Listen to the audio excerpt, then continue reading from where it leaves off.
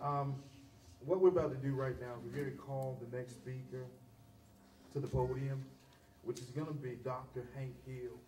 Now, Dr. Hill is going to be speaking about health. All right? Yeah.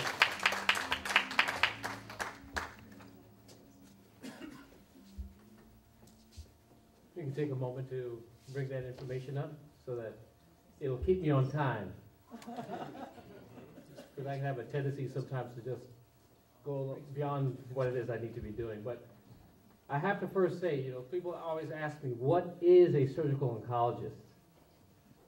And I'm not sure if anyone knows what a surgical oncologist does, but for the most part, I operate on cancer patients to remove cancers from the body. And what inspired me to do that was an experience, a personal experience. My father came down with what's called rectal or colorectal cancer, and his primary care physician kind of downplayed it as if it was just something to do with hemorrhoids. Unfortunately, he ended up dying from stage 4 disease. And although I thought about going into research, I realized my calling from that experience was to take care of my fellow man. So we're going to talk about some things as it relates to health, but it's all about wellness. It's a holistic thing that we have to look at. And let's go to the next slide. Our level of perceived health risk can affect our health and longevity. That simply says, what is it you actually appreciate about your personal health? How do you define health? How do you look for good health? How do you even identify what's bad health? Next slide. And we've kind of touched across this on some of the speakers already. There's got to be spiritual health, mental health, physical health, and intellectual health. And I'm going to explain that a little bit when we get to that portion. What is economic health and environmental health? There's a lot that can be talked about each of these, but I'm limited to about 15 minutes, and we're going to go through this very quickly. Some factors, however, are in control, but some things we just can't control. And what's an example of that? The genetics in our body. We were born with some genetics that we can't control. However, as science has improved over time, we've learned that genomics, the message of what our DNA is about, is becoming more familiar in everyday medicine. Okay, next slide. We talk about spiritual health. Let's go to the next slide. We're going to move on. Mental health. You're saying, oh, why is a surgical oncologist talking about mental illnesses? It is because the African American community has not appreciated the fact that we too also suffer from this condition. There's a taboo. We're not feeling good, we say, oh yeah, I just have the blues, and we kind of dismiss it, all right? There's a mental illness stigma. Well, if somebody else thinks that I'm not really all together, I'm just weak. Cultural biases, issues of distrust, all right? 1 out of 3 who have a mental disease get care. 1 out of 3, that means 30% of individuals who actually have a medical condition are actually receiving the treatment.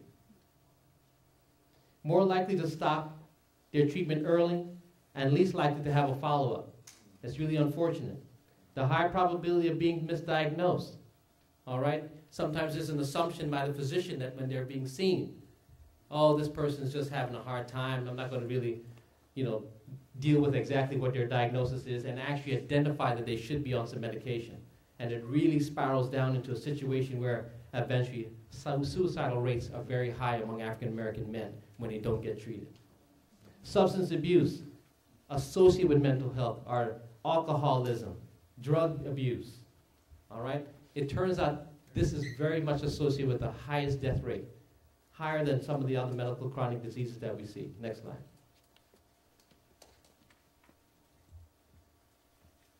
Next one. But these are some interesting statistics that we have to look at on the broad. 20% of us are uninsured. 1 out of 5 don't have insurance. 40% of us are homeless. All right? And we only are 13.5% of this population. There's something really bad there. 50% of us are inmates. 50% of us as African Americans are incarcerated. All right? And that actually contributes to those mental disorders. 45% of us, our children are in foster care.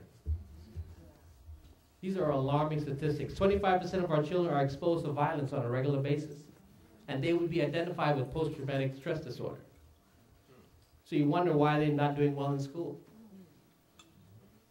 50% of HIV and AIDS cases in 2007 was African Americans. 1 out of 2. New case was a black person. And you can see here by the numbers, 77 out of 100,000 African Americans as compared to 28 and 9.2 for the remainder of the subpopulation. We have a shorter life expectancy compared to others.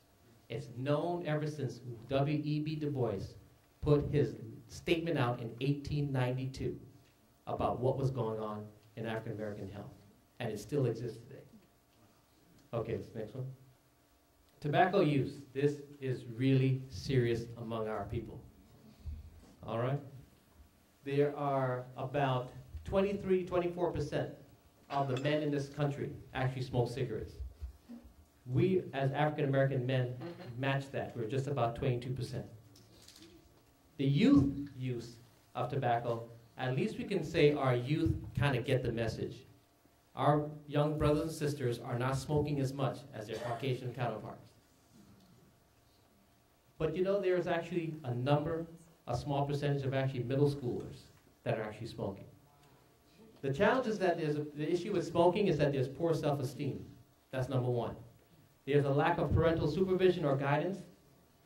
They consider it as a norm behavior because what do they see? They see their family members, they see their friends, they see aunts and uncles, they see their big brother and big sister doing it, so it must be okay. Their peer pressure, all right? 15.3% of African Americans are smokers in Florida. Physical disease among African Americans. We used to talk about cardiovascular disease, we talk about stroke, we talk about hypertension. However, there's a serious epidemic, and Michelle Obama has been on a campaign to bring it to awareness. See, sometimes when you talk about disease issues, people may get offended, but sometimes the truth has to come out, and you have to hear it, you have to digest it. 44% of our African American population is obese. 44%. 74% are overweight. The interesting thing about our sisters, our women, and this is serious, 31% in 1980. Now in 2008, it's 50% of you all. 1 out of 2 women who are African American have been defined as being obese. 4 out of 5 are obese or overweight. Now the issue is, when that happens, there's a cultural belief about what to bring into the house to eat. And so what happened, the children begin to eat that way. Our children look at everything we do, everything we eat, everything we say, every way we behave, and they've taken that as being a normal activity. 1 out of 3 children are overweight today.